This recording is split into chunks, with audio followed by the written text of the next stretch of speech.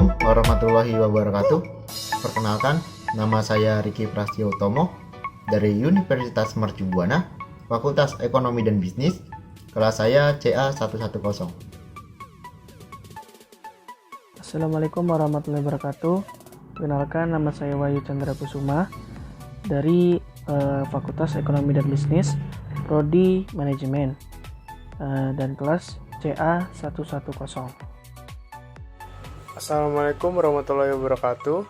Nama saya Dava Raja Pratama dari Fakultas Ekonomi dan Bisnis, Prodi Jurusan Manajemen, kelas CA 110. Assalamualaikum warahmatullahi wabarakatuh. Saya Muhammad Hadi Firdaus dari Fakultas Ekonomi dan Bisnis, Prodi S1 Manajemen, dan dari kelas CA 110.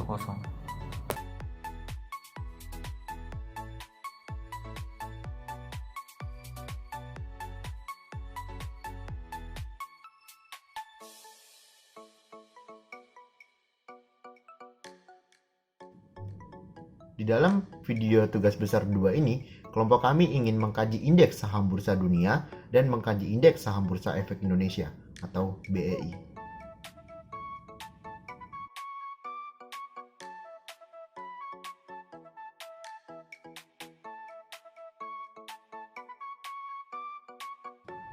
Apa itu saham? Saham atau stok merupakan salah satu instrumen pasar keuangan yang paling populer. Menerbitkan saham merupakan salah satu pilihan perusahaan ketika memutuskan untuk pendanaan perusahaan.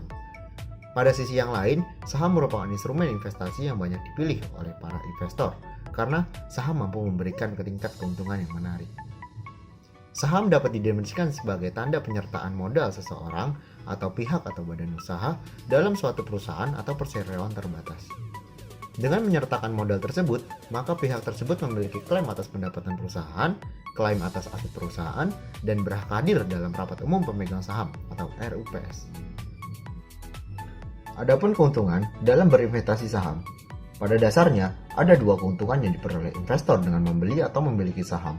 Yang pertama adalah dividen. Dividen merupakan pembagian keuntungan yang diberikan perusahaan dan berasal dari keuntungan yang dihasilkan perusahaan. Dividen diberikan setelah mendapatkan persetujuan dari pemegang saham dalam RUPS. Jika seseorang pemodal ingin mendapatkan dividen, maka pemodal tersebut harus memegang saham tersebut dalam kurun waktu yang relatif lama, yaitu hingga kepemilikan saham tersebut berada dalam periode di mana diakui sebagai pemegang saham yang berhak mendapatkan dividen. Dividen yang dibagikan perusahaan dapat berupa dividen tunai.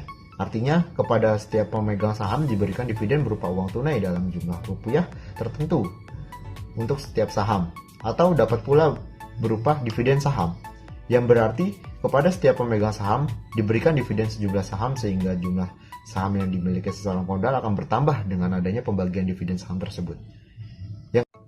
Dan yang kedua ada capital gain.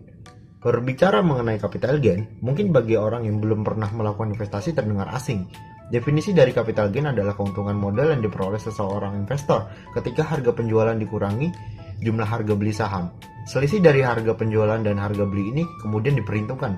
Secara umum, capital gain adalah nilai keuntungan ketika aset yang dijadikan investasi telah dijual.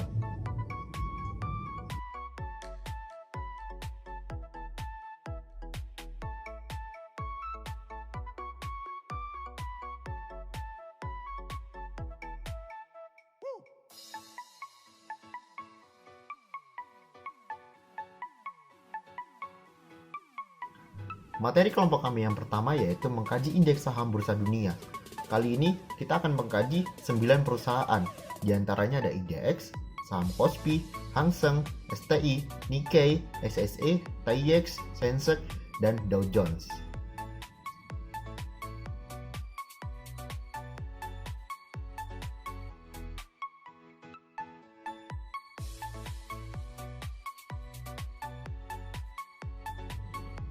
Pertama, saya akan mengkaji saham IHSG. IHSG adalah singkatan dari Indeks Harga Saham Gabungan. Saham ini merupakan saham gabungan berasal dari Indonesia. Pada bursa efek dunia, saham ini dikenal dengan saham IDX atau Indonesian Stock Exchange. Pada tahun 2020 ini, saham IHSG atau IDX ini sudah memiliki 36 perusahaan yang tergabung di dalamnya. Seperti yang kita kenal ada perusahaan HM Sampurna, Bank BCA, Bank Mandiri, Telkom Indonesia, mereka masuk ke dalam saham gabungan ini. Dalam pengkajian indeks saham di tahun 2020, indeks saham IHSG atau IDX mengalami penurunan yang drastis akibat pandemi COVID-19 yang sedang melanda ini. Terlihat bahwa pada awal tahun indeks saham berada pada angka 6.283. Tercatat ini angka tertinggi pada tahun 2020 ini. Kemudian terjadi penurunan di bulan Februari menjadi 5.987 akibat pandemi yang menyebar di seluruh dunia. Hingga pada akhirnya kasus COVID-19 ini muncul di Indonesia pada bulan Maret dan menyebabkan perekonomian di Indonesia menurun serta mengakibatkan harga saham IHSG anjlok menjadi 3.937. Angka ini menjadi angka yang terendah di tahun 2020. Pemerintah berupaya untuk memulihkan kembali perekonomian Indonesia dengan segala upaya yang diterapkan. Maka pada bulan April hingga September, harga saham IHSG mengalami kestabilan dan kenaikan di angka rasio harga 4.700 hingga 5.300. Hingga pada 3 bulan terakhir ini, harga saham IHSG kembali mengalami kenaikan yang signifikan. Dan menurut data terakhir pada tanggal 1 Desember 2020, harga saham IHSG berada pada angka 5.882. IHSG saat ini berusaha untuk mengembalikan kembali angka harga saham pada akhir tahun 2020 ini yang lebih tinggi dari sebelumnya.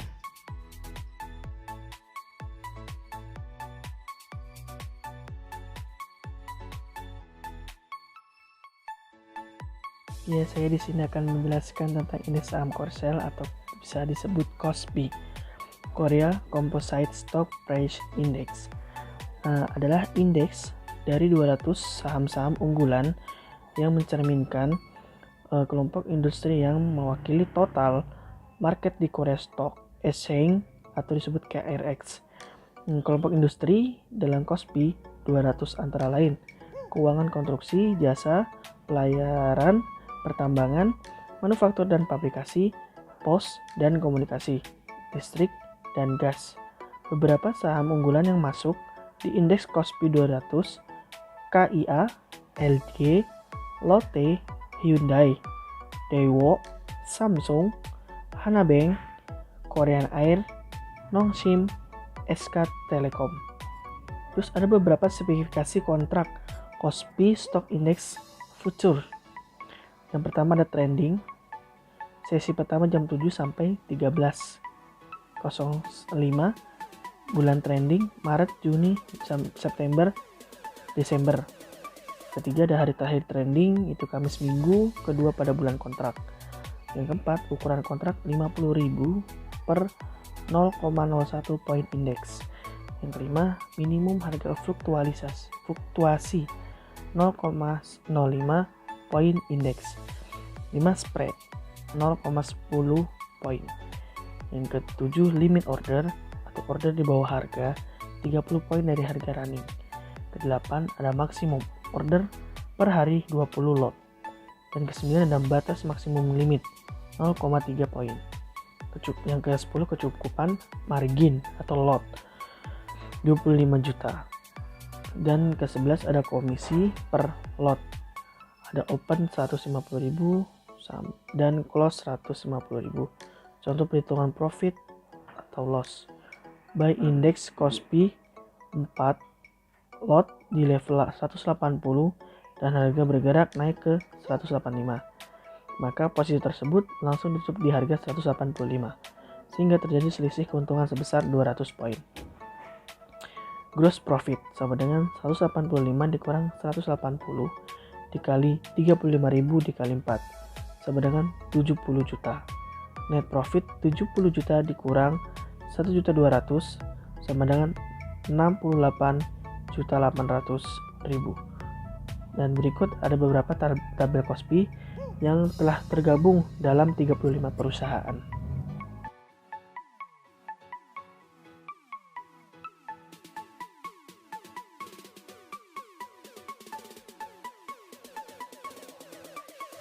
Saya akan mengkaji saham Hang Seng. Hang Seng Index atau disingkat HSI adalah sebuah indeks pasar saham berdasarkan kapitalisasi di Bursa Saham Hong Kong.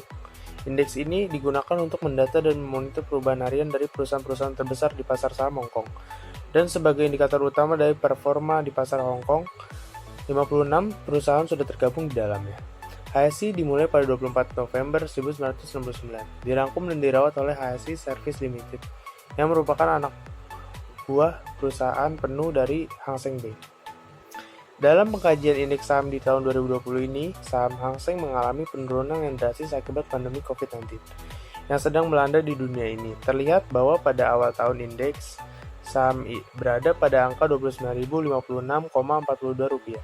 Kemudian terjadi penurunan di bulan Februari menjadi Rp26.356,98 akibat pandemi yang menyebar di seluruh dunia, hingga pada akhirnya kasus COVID-19 ini muncul pada bulan Maret menyebabkan perekonomian Indonesia menurun, serta mengakibatkan harga indeks saham HSI anjlok menjadi Rp21.253,29. Pemerintah berupaya untuk memulihkan kembali perekonomian Indonesia dengan segala macam upaya yang diterapkan.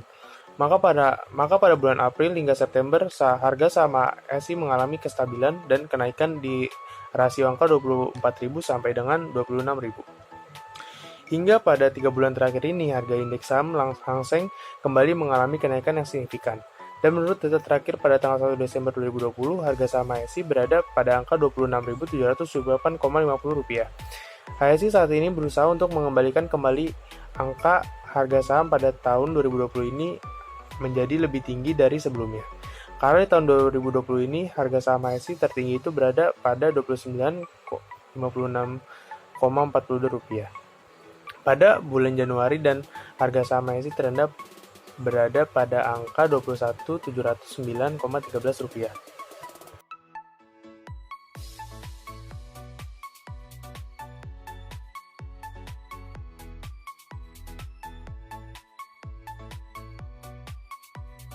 Oke, saya di sini akan mengkaji saham STI. STI atau Straits Times Index adalah sebuah indeks pasar saham berdasarkan kapitalisasi di Bursa Efek Singapura.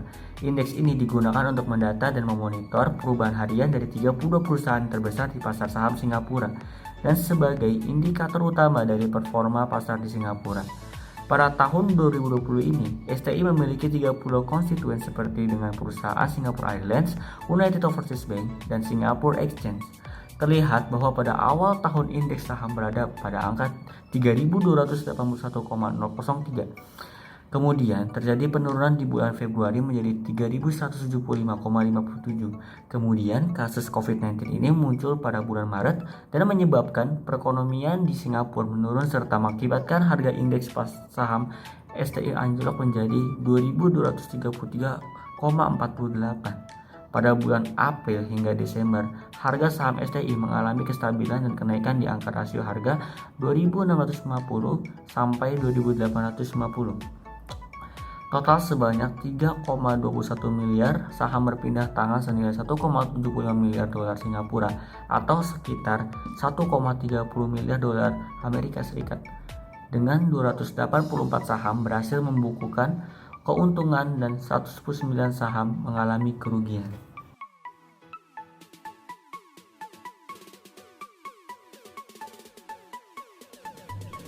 Berikutnya, saya akan mengkaji saham Nikkei 225. Nikkei 225 atau Nikkei Heiken Kabuki atau Nikkei Index, sebuah indeks pasar saham untuk bursa saham Tokyo, Jepang. Indeks ini adalah harga rata-rata terimbang dalam satuan yen, dan komponen atau perusahaannya ditinjau ulang setahun sekali. Saham Nikkei ini terdapat 225 perusahaan yang tergabung di dalam bursa saham gabungan Tokyo ini. Perusahaan yang kita kenal terdapat Toyota, Canon, Honda, Mitsubishi, mereka masuk ke dalam saham gabungan ini. Dalam pengkajian indeks saham di tahun 2020 ini, indeks saham Nikkei juga mengalami penurunan akibat pandemi COVID-19 yang sedang melanda ini. Terlihat di awal tahun 2020, tepatnya bulan Januari, harga saham Nikkei berada pada angka 24.083 dan mengalami penurunan di mana pada bulan Maret menjadi titik di mana jatuhnya harga saham Nikkei ini. Harga saham pada saat itu anjlok menjadi 16.552. Anjloknya saham ini dikarenakan perekonomian Jepang pada saat itu tertahan dan pemerintah menerapkan lockdown guna melawan COVID-19. Bukan berarti saham ini tidak bisa bangkit lagi. Justru setelah mereka berjuang melawan pandemi ini, indeks saham Nikkei mengalami kenaikan yang stabil dan signifikan. Pada bulan April terlihat menjadi titik awal bangkitnya harga saham Nikkei ini. Hingga saat pada bulan Desember, saham ini menjadi titik tinggi harga saham pada tahun 2020 ini, yaitu pada harga 26.800. Maka dari itu, diperkirakan saham ini akan kembali meningkat meningkat kembali harga saham yang menjadi lebih tinggi dari sebelumnya.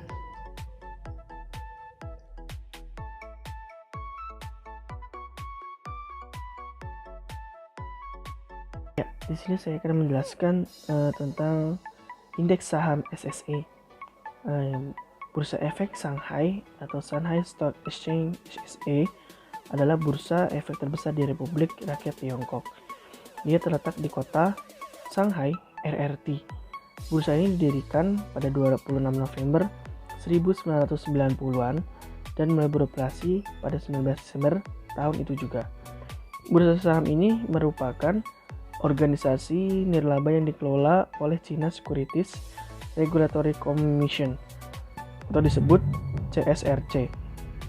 Indeks pasar saham utama SSE adalah SSE Composite, dikenal sebagai Shanghai Composite, yang merupakan indikator yang paling sering digunakan untuk mencerminkan kinerja pasar SSE. Indeks penting lainnya yang digunakan di Bursa Efek Shanghai termasuk indeks SSE 50 dan indeks SSE 180. Pada Mei 2012, sejumlah 932 perusahaan mencatatkan sahamnya di SSE. Pada Desember 2011, harga saham-saham di SSE mencapai 2, triliun US dollar dalam kapitalisasi pasar global. Masa perdagangan di bursa SSE adalah 9.30 hingga 11.30 dan 13.00 hingga 15.00 setiap hari kecuali Sabtu Minggu dan hari libur yang ditetapkan pengelola bursa sebelumnya. Indeks SSE semuanya dihitung menggunakan rumus indeks harga komposit tertimbang PAC. Ini berarti bahwa indeks tersebut didasarkan pada periode dasar pada hari dasar tertentu untuk perhitungannya. Hari dasar untuk indeks komposit SSE adalah 19 Desember 1990 dan periode dasar adalah total kapitalisasi pasar semua saham pada hari itu. Nilai dasarnya adalah 100. Indeks ini diluncurkan pada tanggal 15 Juli 1991. Ada rumus perhitungannya. Indeks saat ini sama dengan total kapitalisasi pasar konstituen saat ini dikali nilai dasar atau periode dasar. Terus ada total kapitalisasi pasar harga dikali saham yang dikeluarkan. Saham B biasanya dalam mata uang dolar AS untuk tujuan kalkulasi. Untuk perhitungan indeks lainnya, harga saham B dikonversi ke RMB dengan nilai tukar yang berlaku. Harga tengah dolar AS pada hari perdagangan terakhir setiap minggu di pusat perdagangan valuta asing Cina dan kemudian dipublikasikan oleh bursa. Dan berikut gambar tabel SSE yang telah tergabung pada 90 perusahaan indeks pada tahun 2020.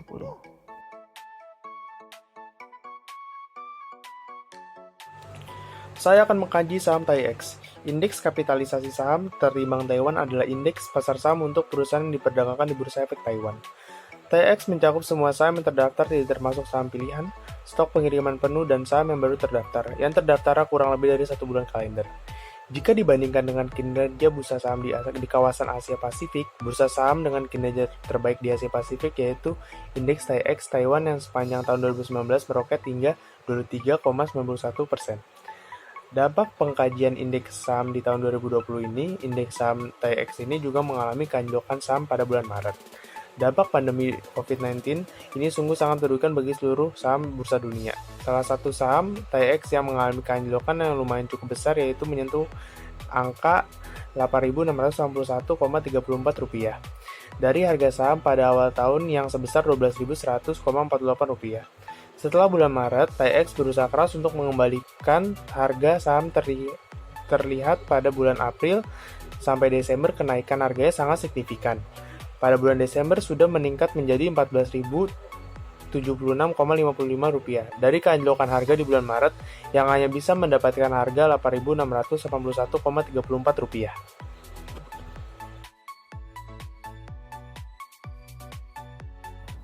Berikutnya saya akan mengkaji saham Sensex.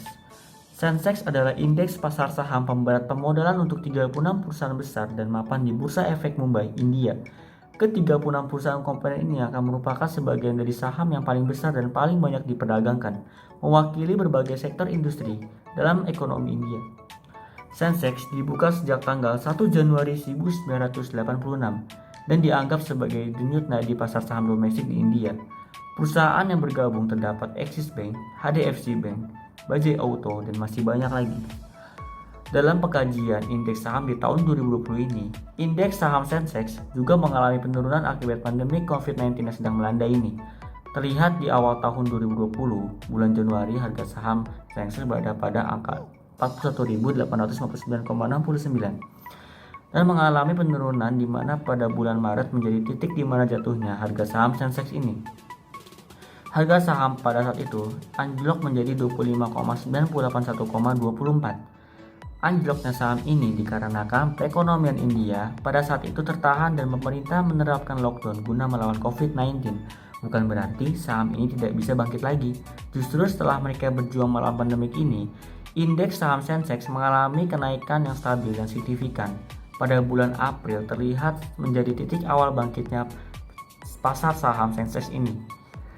Hingga saat pada bulan Desember, saham ini mencapai titik tinggi harga saham pada tahun 2020 ini, yaitu pada harga 45.079,55, dan ini adalah angka pencapaian tertinggi selama tahun 2020 ini. Maka dari itu diperkirakan saham ini akan dapat kembali meningkatkan harga sahamnya menjadi lebih tinggi kembali.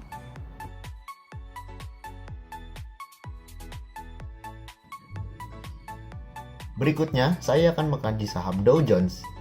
Dow Jones adalah salah satu indeks pasar saham yang berasal dari Amerika Serikat. Pada bursa saham ini, Dow Jones memiliki 30 perusahaan yang tergabung di dalamnya. Perusahaan yang kita kenal seperti Microsoft, Apple, Nike, dan Coca-Cola adalah yang termasuk di dalam saham gabungan ini. Dalam pengkajian indeks saham di tahun 2020 ini, indeks saham Dow Jones ini juga mengalami keanjlokan saham pada bulan Maret. Dampak pandemi COVID-19 sungguh sangat merugikan bagi seluruh saham bursa dunia.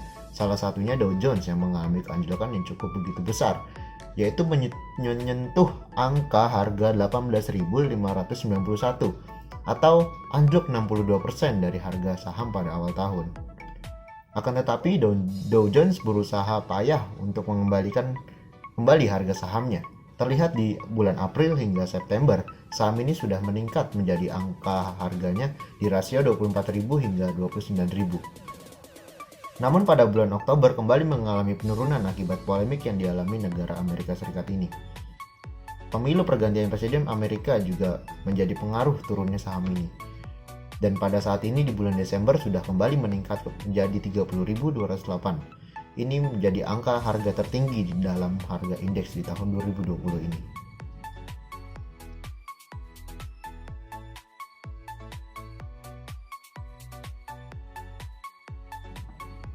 Dapat kita simpulkan dalam mengkaji indeks saham bursa dunia ini, yang pertama adalah tahun 2020 ini menjadi tahun yang penuh banyak tantangan dan rintangan bagi pasar saham internasional. Dan yang kedua, pandemi COVID-19 yang melandai di seluruh dunia ini menjadi salah satu faktor utama yang menyebabkan turunnya harga pasar saham internasional. Dan yang ketiga, faktor pemerintah dalam menetapkan kebijakan di suatu negara juga menjadi faktor penting dalam peningkatan harga pada suatu pasar saham.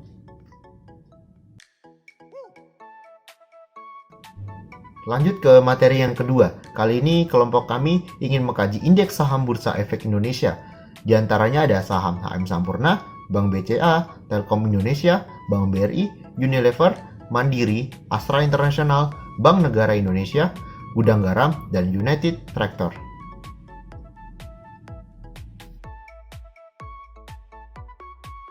Saya akan menjelaskan tentang materi PT HM Sampurna. Indeks pasar 1 Desember 2020. Pembukaan 1555, penutupan 1565. Hasil penutupan tersebut dari hasil 1555 ditambah 2,62%. Lalu ada kebijakan perusahaan di saham di tahun 2020.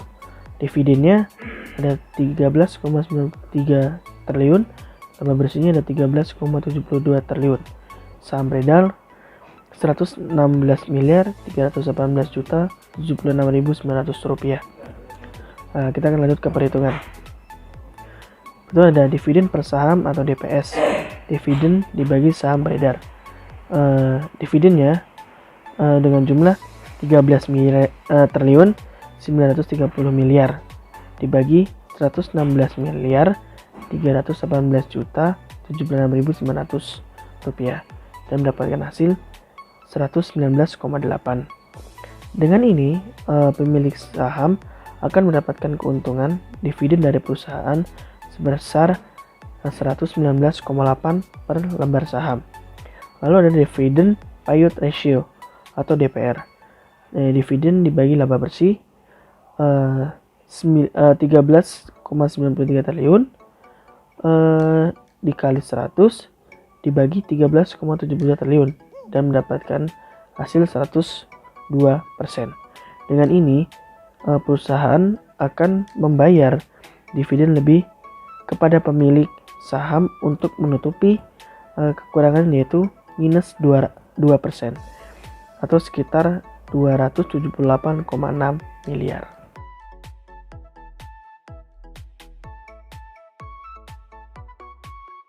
Kemudian ada contoh perhitungan dividen.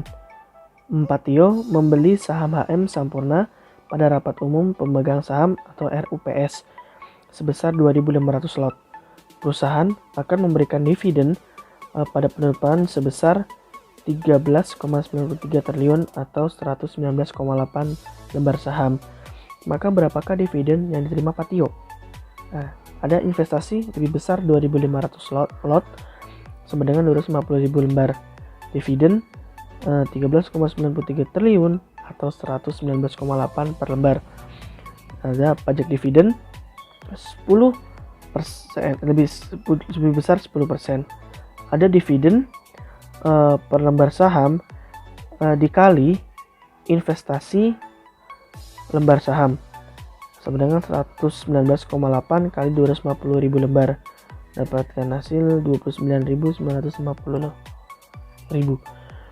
Dan setelah pajak total dividen dikurang pajak 10%, 29.950.000 dikurang pajak 10% sama dengan 26.955.000. Jadi keuntungan dividen yang diterima Pak Tio dalam berinvestasi di saham perusahaan HM Sampurna adalah sebesar 26.955.000.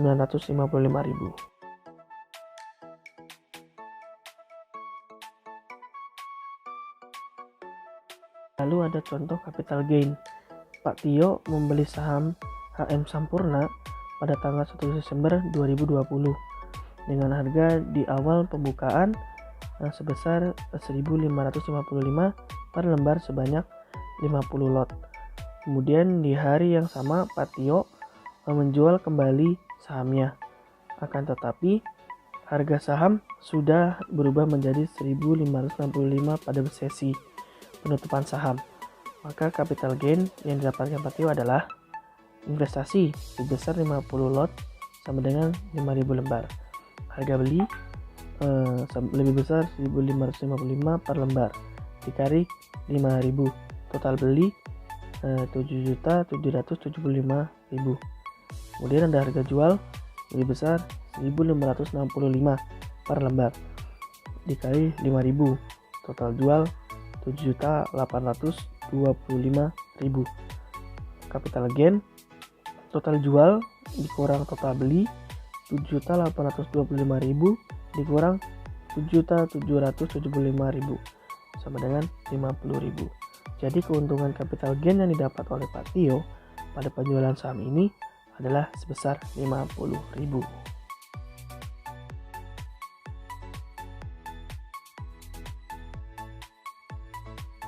Saya akan mengkaji Bank Sentral Asia atau Bank BCA. Pada indeks pasar saham pada tanggal 1 Desember 2020, Bank BCA membuka harga saham sebesar 31.100 dan melakukan penutupan di angka 31.975 yang berarti meningkat 3,6%. Kebijakan perusahaan BCA ini pada tahun 2020 Bank BCA akan membagikan dividen sebesar 13,68 triliun dan mendapatkan laba bersih sebesar 28,6 triliun. Dan saham yang beredar sudah 24 miliar 655 juta 10 ribu.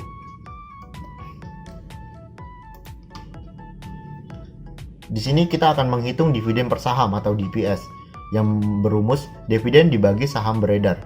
Di sini kita mengetahui bahwa Bank BCA akan membagikan dividen sebesar 13,68 triliun dan dibagikan saham beredar yang sudah beredar sebesar 24 miliar 655 juta 10 ribu. Di sini kita mendapatkan angka 555. Dengan ini, pemilik saham akan mendapatkan keuntungan dividen dari perusahaan sebesar Rp555 per lembar sahamnya. Yang kedua, kita akan menghitung dividen payout ratio atau DPR yang berumus dividen dibagi laba bersih. Di sini kita mengetahui dividen yang akan dibagikan oleh Bank BCA itu 13,68 triliun dan laba bersih yang didapatkan sebesar 28,6 triliun. Dikali 100 sama dengan kita dapat angka 48%. Dengan ini perusahaan akan membagikan keuntungan dividen kepada pemilik saham sebesar 48% dari laba bersih. Akan tetapi, perusahaan tetap masih memiliki keuntungan sebesar 52% dari laba bersih atau sebesar 14,92 triliun.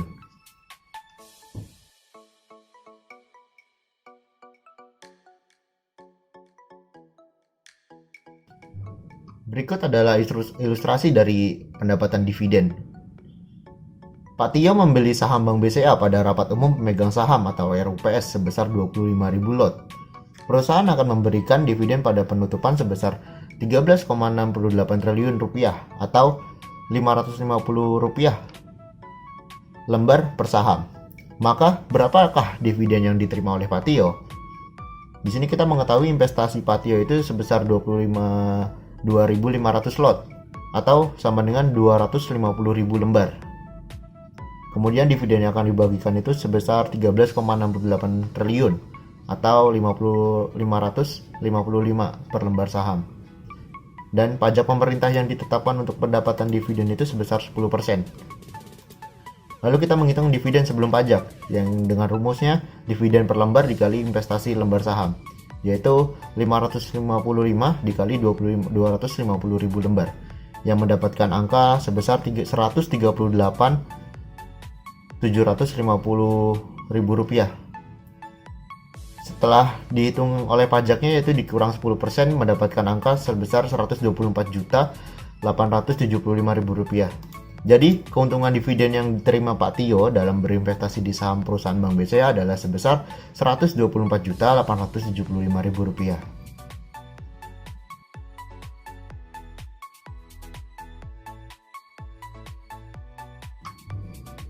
Lalu ada perhitungan ilustrasi pada untuk mendapatkan capital gain, yaitu Pak Tio membeli saham perusahaan Bank BCA pada tanggal 1 Desember 2020 dengan harga di awal pembukaan sebesar 31.000 per lembar sahamnya.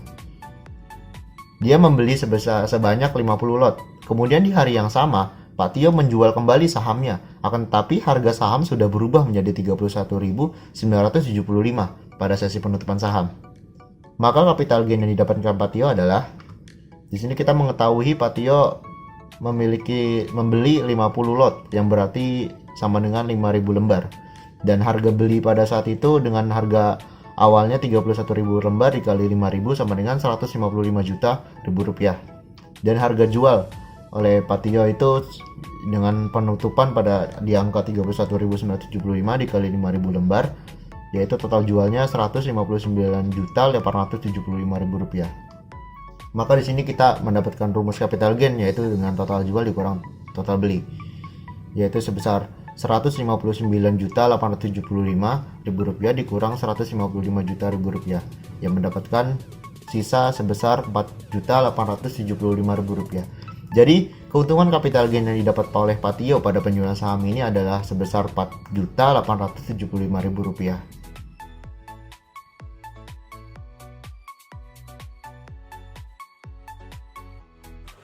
Selanjutnya ada Telekomunikasi Indonesia Persero atau biasa kita kenal dengan Telkom Indonesia. Dengan kode saham TLKM dalam kurung IDX. Indeks pasar saham 1 Desember 2020. Pembukaannya 3.230 dan penutupannya 3.240. Kebijakan perusahaan saham di tahun 2020 adalah dividennya 15,26 triliun rupiah dan laba bersihnya 18,66 triliun rupiah. Saham yang beredar sebesar 99 miliar 62 juta 216.601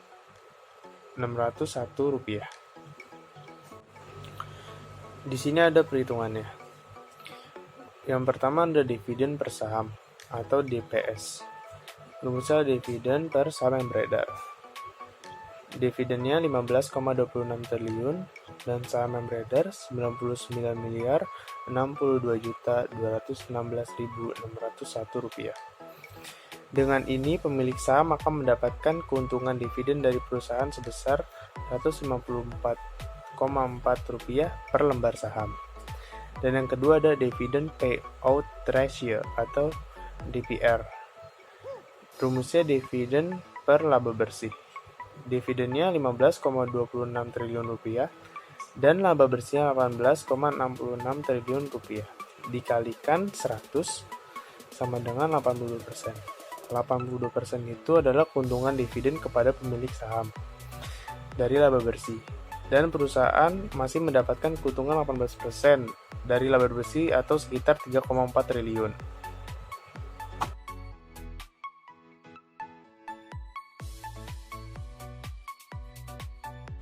Bisa kita lihat di sini ada ilustrasi dividennya.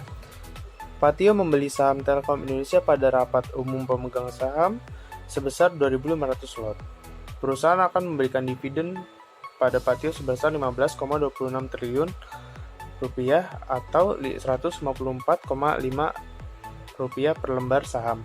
Maka berapakah dividen yang diterima Patio? Patio berinvestasi sebesar 2.500 lot atau sekitar 250.000 lembar. Dividen yang diberikan oleh Telkom Indonesia 15,26 triliun atau sekitar 154,5 rupiah per lembar. Untuk pajak dividennya 10 rupiah. Untuk mencari dividen, pertama dividen per lembar saham dikalikan investasi lembar saham. Berarti 154,5 rupiah dikalikan 2.500 lembar. Hasilnya 38.125.000. Nah, setelah pajak sama dengan kalau mau cari pajaknya total dividen dikurangi pajak 10%. Berarti 38.125.000 dikurangi pajak 10%, maka hasilnya 34.125.500. Jadi keuntungan dividen yang diterima Patio dalam berinvestasi di saham perusahaan Telkom adalah sebesar 34.125.500 rupiah.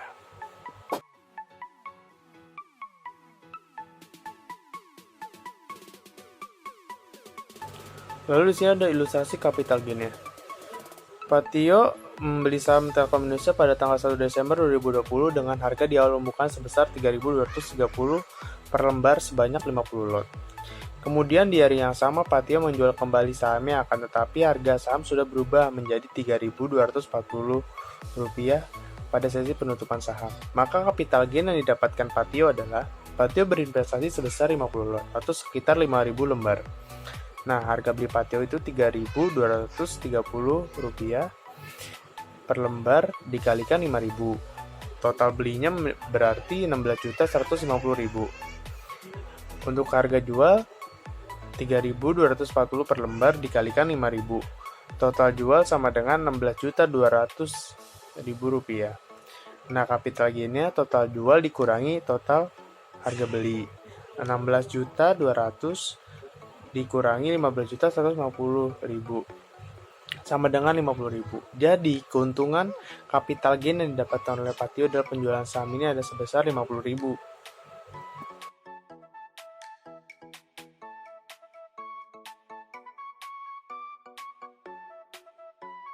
Selanjutnya, saya akan mengkaji Bank Rakyat Indonesia atau Bank BRI.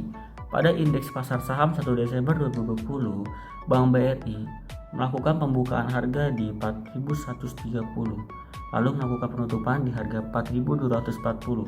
Hal tersebut terdapat peningkatan sebesar 3,67%. Lalu kebijakan perusahaan saham di tahun 2020 dan memperoleh dividen 20,6 triliun rupiah. Lalu memperoleh laba bersih sebesar 34,4 triliun rupiah dan saham beredar sebesar 122 triliun 595 juta 346.500 rupiah. Untuk menentukan dividen per saham atau DPS dapat ditentukan dengan rumus dividen dibagi saham beredar, diperolehlah 20,6 triliun dibagi 122.595.346.500 itu diperoleh sebesar 168,2 rupiah. Dengan ini pemilik saham akan mendapatkan keuntungan dividen dari perusahaan sebesar 168,2 rupiah per lembar saham. Lalu dapat ditentukan dividen payout ratio atau DPR dengan rumus dividen dibagi laba bersih. Maka diperolehlah 20,6 triliun rupiah dibagi 34,4 triliun dikali 100, diperolehlah sebesar 60%. Dengan ini, perusahaan akan memberikan keuntungan dividen kepada pemilik saham sebesar 60% dari laba bersih. Akan tetapi perusahaan tetap masih memiliki keuntungan sebesar 40% dari laba bersih atau sebesar 13,8 triliun rupiah.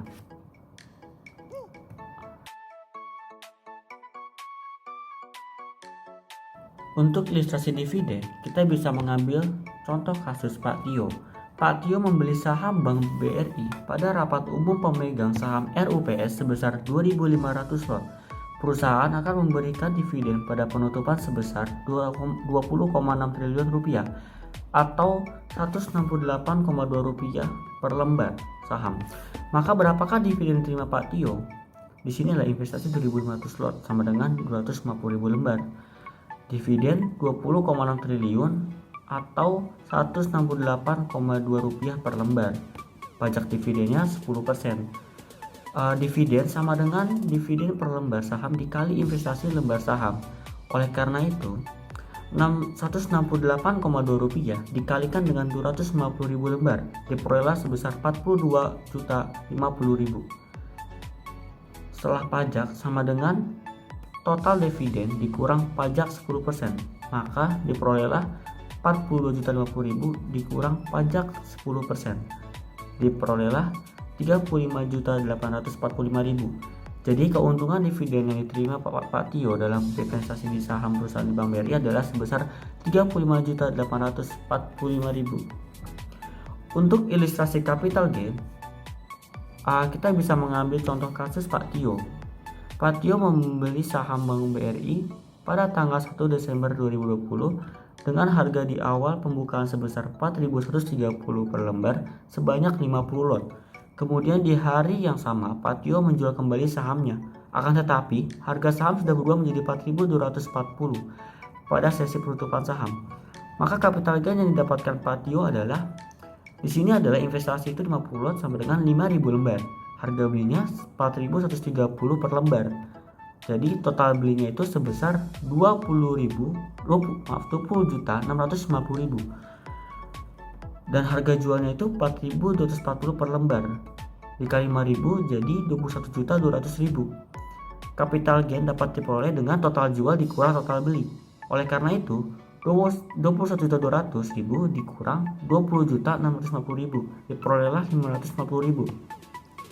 Jadi keuntungan capital gain yang didapat oleh Pak Tio pada penjualan saham ini adalah sebesar 550.000.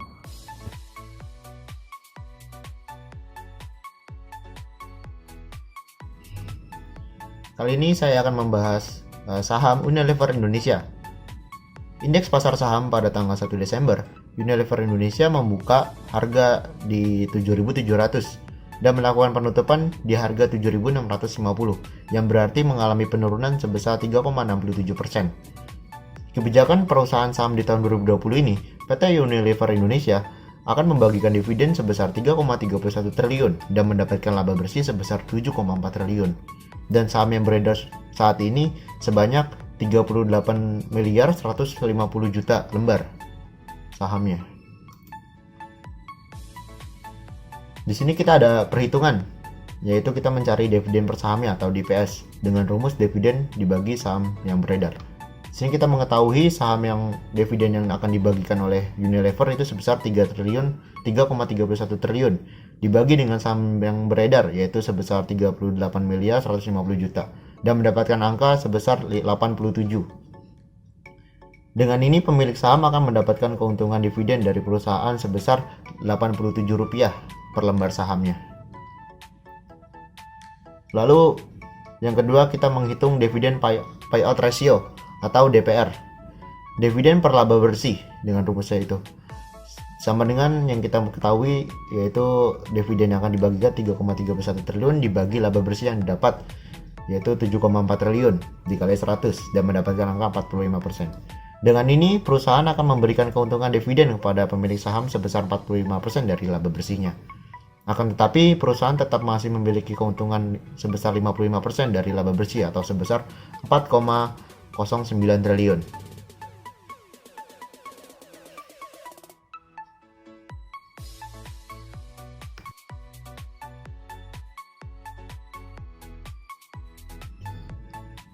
Lalu yang berikutnya ada ilustrasi dari pendapatan dividen.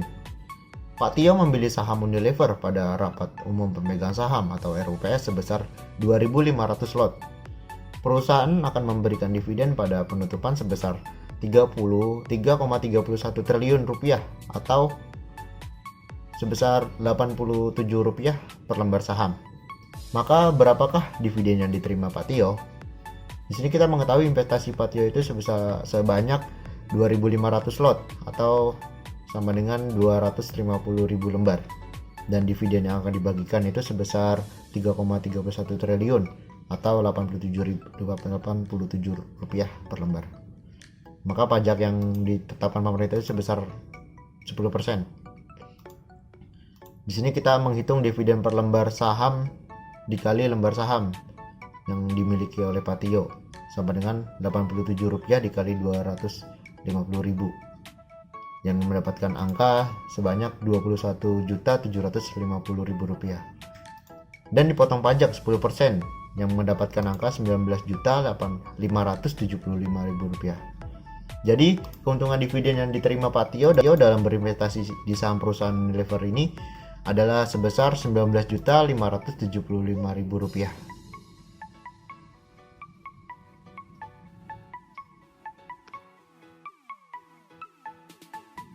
Yang berikutnya ada ilustrasi dari capital loss. Mengapa di sini capital loss?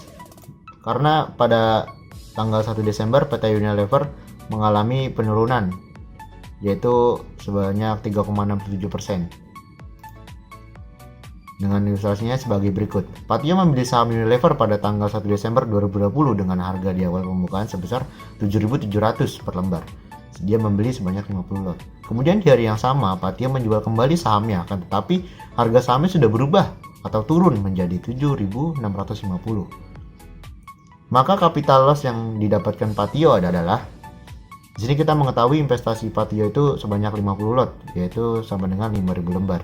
Dengan harga belinya pada saat itu Rp38.500.000. Dan harga jual karena harga sahamnya turun menjadi 7.650. Maka dia menjual dengan harga Rp38.250.000.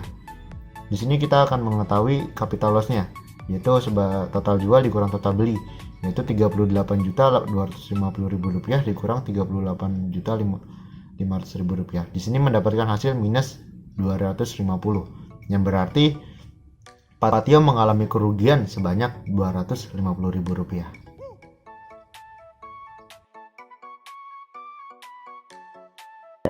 Di sini saya akan menjelaskan tentang Bank Mandiri Persero. Indeks pasar saham 1 Desember 2020. Pembukaan 6.325. Penutupan 6.525. Hasil penutupan itu dari pembukaan 6.325 ditambah 3,16%. Lalu ada kebijakan perusahaan saham di tahun 2020. Dividen 16,1 triliun. Laba bersih 27,5 triliun. Saham beredar 46.631.266.667 rupiah. Berlanjut ke perhitungannya.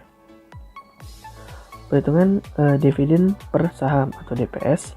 Dividen dibagi saham beredar 16 triliun 100 miliar dibagi 46 miliar 631 juta 266.667 rupiah, mendapatkan hasil 345,3.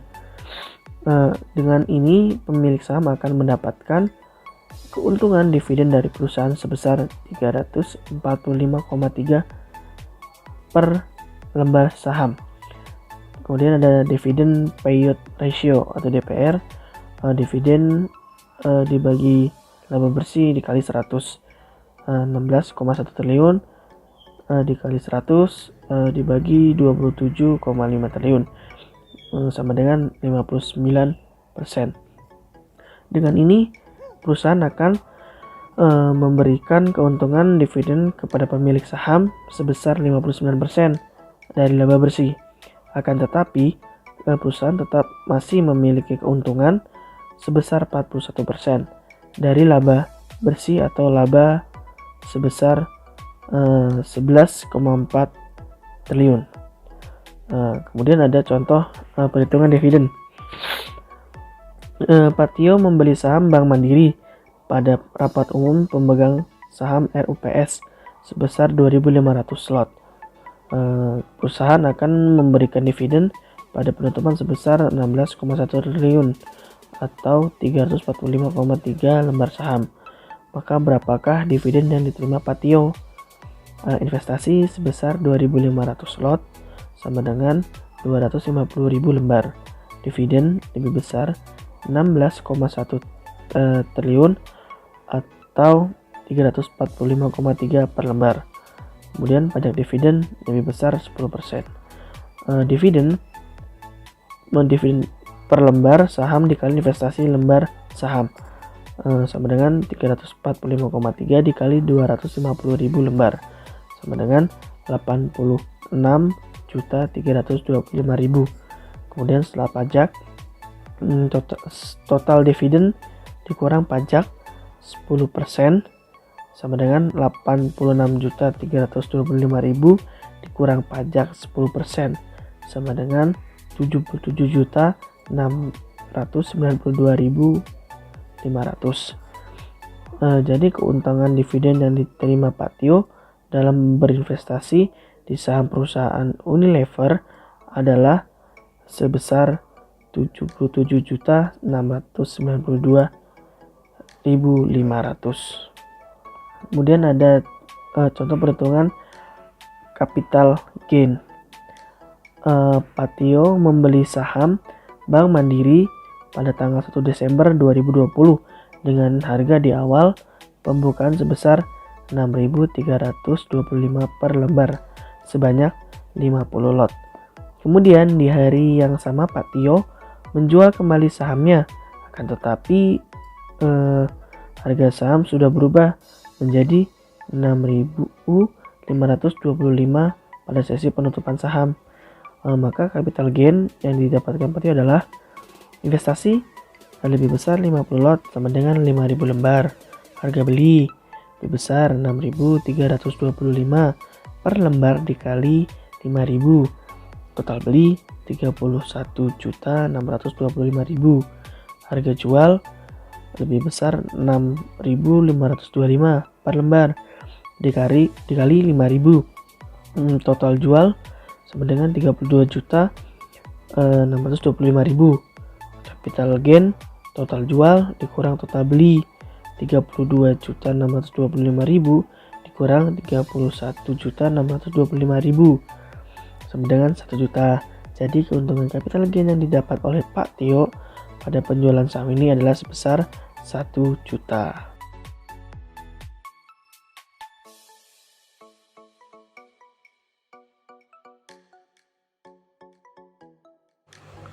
Berikutnya ada Astra Internasional dengan kode saham ASII dalam kurung IDX.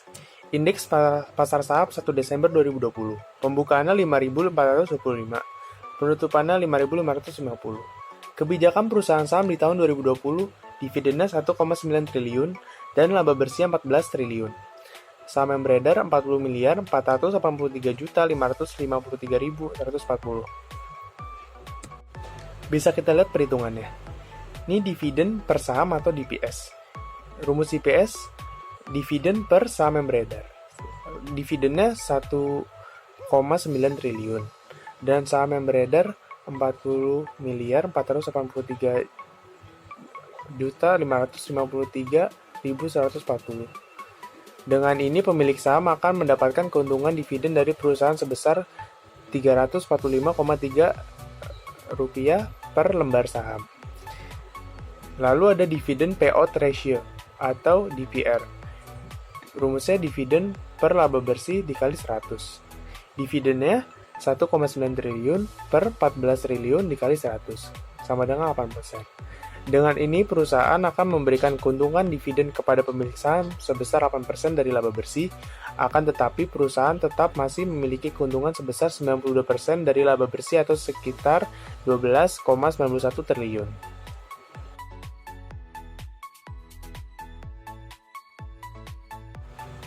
Lalu ini ilustrasi dividennya. Patio membeli saham Astra Internasional pada rapat umum pemegang saham sebesar 2.500 lot. Perusahaan akan memberikan dividen pada penutupan sebesar 1,9 triliun atau Rp27 per lembar saham. Maka berapa dividen yang diterima Patio? Patio berinvestasi sebesar 2.500 lot atau sekitar 250.000 lembar. Dividennya 1,9 triliun atau sekitar Rp27 per lembar. Pajak dividennya Rp10. Untuk mencari dividen per lembar saham dikali investasi lembar saham. 27 berarti Rp27 dikali 250.000 lembar, sama dengan 6.750.000. Setelah pajak, total dividen dikurangi pajak 10%. Berarti 6.750.000 dikurangi pajak 10%. Hasilnya 6.075.000. Jadi keuntungan dividen yang diterima Patio dalam berinvestasi di saham perusahaan Astra Internasional adalah 6.075.000.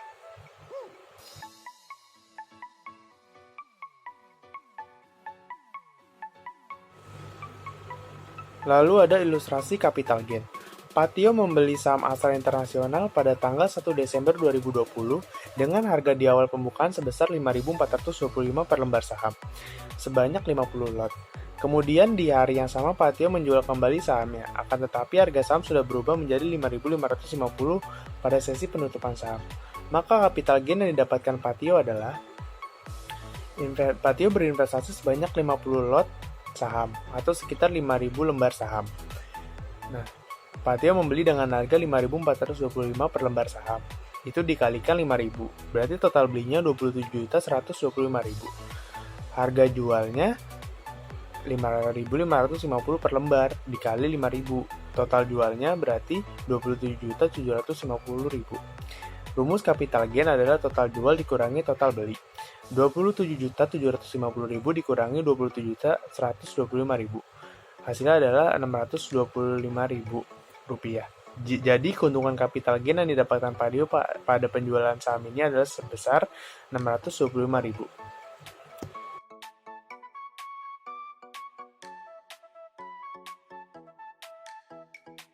Selanjutnya saya akan membahas Bank Negara Indonesia atau Bank BNI. Pada indeks pasar saham 1 Desember 2020, Bank BNI membuka harga 6.075, lalu melakukan penutupan di harga 6.250. Hal tersebut terlihat bahwa adanya peningkatan sebesar 4,17%. Dengan kebijakan perusahaan saham di tahun 2020 memperoleh dividen sebesar 3,85 triliun dengan laba bersih 15,4 triliun dan saham beredar sebesar 18.339.734.861 rupiah.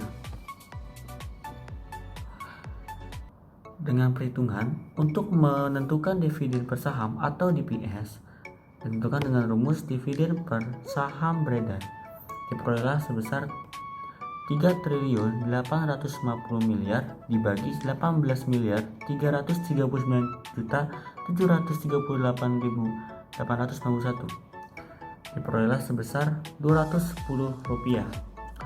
Dengan ini pemilik saham akan mendapatkan keuntungan dividen dari perusahaan sebesar Rp210 per lembar saham.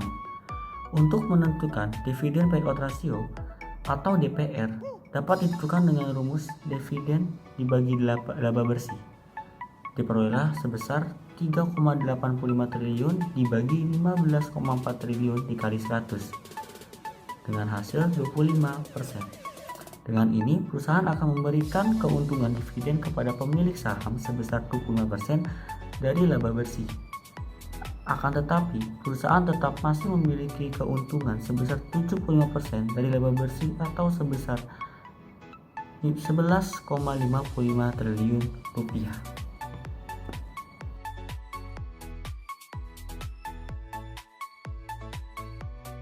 Untuk ilustrasi dividen, kita bisa mengambil contoh kasus dari Pak Tio. Pak Tio membeli saham Bank BNI pada rapat umum pemegang saham atau RUPS sebesar 250 lot. Perusahaan akan memberikan dividen pada penutupan sebesar 3,85 triliun rupiah atau Rp210 per lembar saham. Maka berapakah dividen yang diterima oleh Pak Tio? Di sini investasinya 2.500 lot sama dengan 250.000 lembar. Dengan dividen sebesar 3,85 triliun atau Rp210 per lembar dengan pajak dividen sebesar 10%. Untuk menentukan dividen dapat diperoleh dengan dividen per lembar saham dikali investasi lembar saham diperoleh sebesar 52.500.000. Untuk menentukan setelah pajaknya dengan total dividen dikurang pajak 10%. Diperoleh sebesar 47.250.000.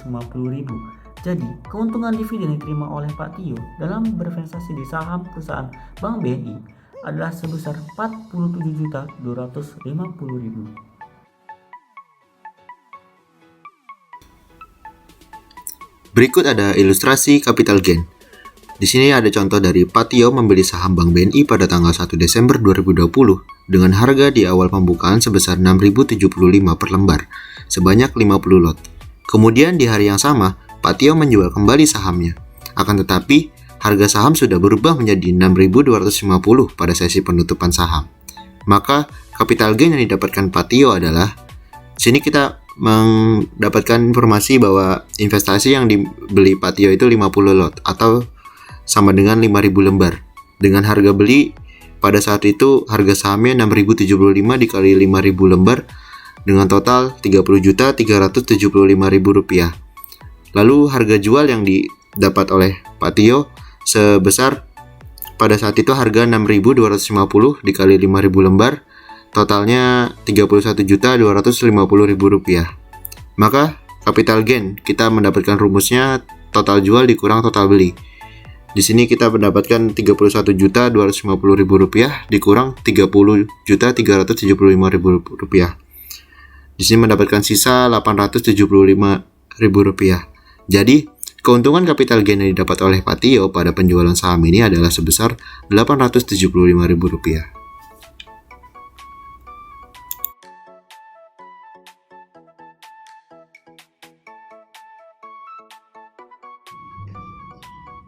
Berikutnya saya akan membahas saham Gudang Garam. Indeks pasar saham pada tanggal 1 Desember 2020, Gudang Garam melakukan pembukaan di angka 42.500 dan melakukan penutupan di angka 43.000, yang berarti nambah 1,78%. Lalu kebijakan perusahaan saham di tahun 2020, PT Gudang Garam akan membagikan dividen sebanyak 5 triliun pada pemegang saham dan mendapatkan laba bersih sebesar 10,9 triliun. Dan saham yang beredar saat ini Gudang Garam sebanyak 1.924.088.000. Berikutnya ada perhitungan, yaitu dividen per saham atau DPS. Dividen dengan rumus dividen dibagi saham beredar. Yang kita ketahui yang dividen akan dibagikan oleh PT Gudang Garam yaitu 5 triliun dibagi dengan saham yang beredar yaitu 1.924.088 lembar yang mendapatkan angka sebanyak 2.600. Dengan ini pemilik saham akan mendapatkan keuntungan dividen dari perusahaan sebesar 2.600.000 rupiah per lembar sahamnya. Lalu kita menghitung dividen payout rasio atau DPR yang dengan rumusnya dividen per laba bersih. Itu kita mengetahui dividen yang akan dibagikan PT Gudang Garam itu 5 triliun dibagi laba bersihnya sebanyak 10,9 triliun. Dikali 100 dan mendapatkan angka 46%. Dengan ini, perusahaan akan memberikan keuntungan dividen pada pemilik saham sebesar 46% dari laba bersih.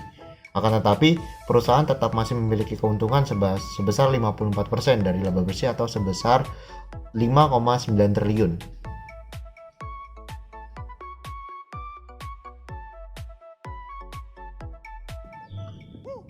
Berikutnya ada ilustrasi dividen, yaitu Pak Tio memilih saham Gudang Garam pada rapat umum pemegang saham atau RUPS sebesar 2.500 lot. Perusahaan akan memberikan dividen pada penutupan sebesar 5 triliun atau 2.600 per lembar sahamnya. Maka berapakah dividen yang diterima Pak Tio? Sini kita mengetahui Pak Tio memiliki lembar saham sebanyak 2.500 lot atau sebanyak 250.000 lembar. Dan dividen yang akan dibagikan oleh PT Gudang Garam itu sebanyak 5 triliun atau 2.600 per lembarnya. Dan pajaknya yaitu 10%. Maka kita akan melakukan perhitungan yaitu dividen per lembar saham dikali investasi lembar saham yaitu 2.600 dikali 250.000 dan mendapatkan angka 650 juta. Setelah dipotong pajak 650 juta dikurang pajak 10% mendapatkan angka 585 juta. Jadi keuntungan dividen yang diterima Pak Tio dalam berinvestasi di saham perusahaan Gudang Garam adalah sebesar 585 juta ribu rupiah.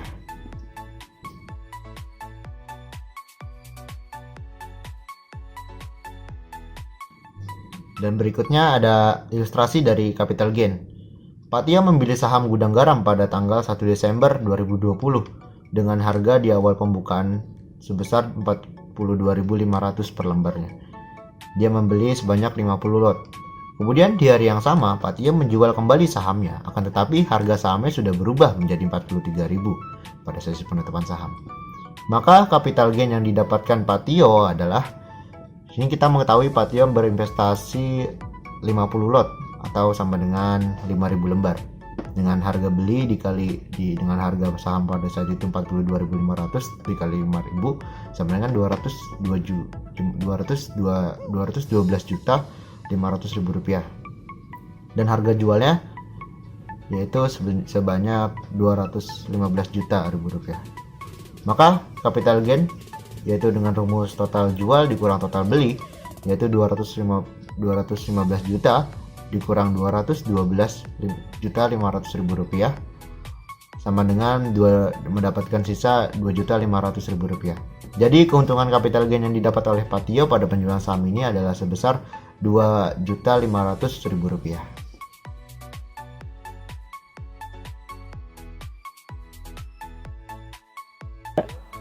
Di sini saya akan menjelaskan tentang United Tractors, indeks pasar saham 1 Desember 2020, pembukaan 23.500, penutupan 24.175, hasil penutupan dari pembukaan 23.500 ditambah 5,11%. Kebijakan perusahaan saham di tahun 2020, dividen 637,85 miliar, laba bersih 11,13 triliun, saham beredar 3.730.135.136 rupiah. Kita lanjut ke perhitungan. Dividen per saham atau DPS, dividen dibagi saham beredar 637 miliar 850 juta dibagi 3.730.135.136 rupiah, dapatkan hasil 171. Dengan ini pemilik saham akan mendapatkan keuntungan dividen dari perusahaan sebesar 171 per lembar saham. Kemudian ada dividen payout ratio DPR. Ada dividen dibagi laba bersih 637,85 miliar dikali 100 dibagi 11,13 triliun sama dengan 6%. Dengan ini perusahaan akan memberikan keuntungan dividen kepada pemilik saham dengan sebesar 6% dari laba bersih, akan tetapi perusahaan tetap masih memiliki keuntungan sebesar 94% dari laba bersih atau sebesar 10,5 triliun. Nah, ini contoh perhitungan dividen. Patio membeli saham United Tractors pada rapat umum pemegang saham atau RUPS sebesar 250 lot. Nah, perusahaan akan memberikan dividen pada penutupan sebesar 637,85 miliar atau 171 lembar saham. Maka berapakah dividen yang diterima Patio? Nah, investasi lebih besar 2.500 lot sama dengan 250.000 lembar. Dividen lebih besar 637,85 miliar atau 171 per lembar. Pajak dividen lebih besar 10%. Dividen per lembar saham kali investasi lembar saham sama dengan 171 dikali 255.000 lembar sama dengan 42.750.000. Nah, kemudian setelah pajak total dividen dikurang pajak 10%. 42 juta dikurang 750.000 dikurang pajak 10% sama dengan 38.475.000. Jadi keuntungan dividen yang diterima Patio dalam berinvestasi di saham perusahaan United Tractors adalah sebesar 38.475.000. Kemudian ada contoh perhitungan capital gain. Patio membeli saham United Tractors pada tanggal 1 Desember 2020 dengan harga di awal pembukaan sebesar 23.500 per lembar sebanyak 50 lot. Kemudian di hari yang sama Patio menjual kembali sahamnya, akan tetapi harga saham sudah berubah menjadi 24.175 pada sesi penutupan saham. Maka capital gain yang didapatkan Patio adalah pertama, investasi lebih besar 50 lot sama dengan 5.000 lembar. Harga beli lebih besar 23.500 per lembar dikali 5.000. Total beli 117.500.000. Ketiga ada harga jual lebih besar 24.750 per lembar dikali 5.000. Total jual 123.750.000.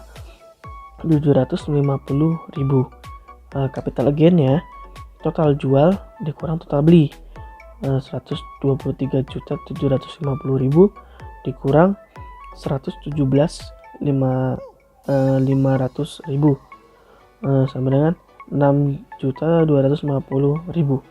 Jadi keuntungan capital gain yang didapatkan oleh Patio pada penjualan saham ini adalah sebesar 6.250.000.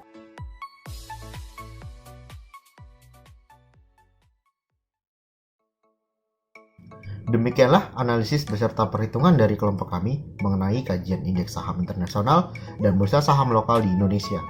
Kami mohon maaf yang sebesar-besarnya apabila di dalam penyampaian video ini terdapat kesalahan kata maupun kesalahan dalam perhitungan kajian indeks. Tidak lupa, saya ingin mengucapkan terima kasih yang sebesar-besarnya kepada Bapak Dr. Haji Latif Hakim LSI DIPL DMPME selaku dosen kelas matematika bisnis karena telah memberikan tugas besar 2 sebagai penilaian kami. Apabila ada kesalahan yang terjadi dalam pembuatan video, kami persilakan Bapak untuk memberikan kritik dan saran kepada kelompok kami. Akhir dari video ini, saya Riki Prastio Utomo sebagai perwakilan dari kelompok 1 mengucapkan terima kasih. Wassalamualaikum warahmatullahi wabarakatuh.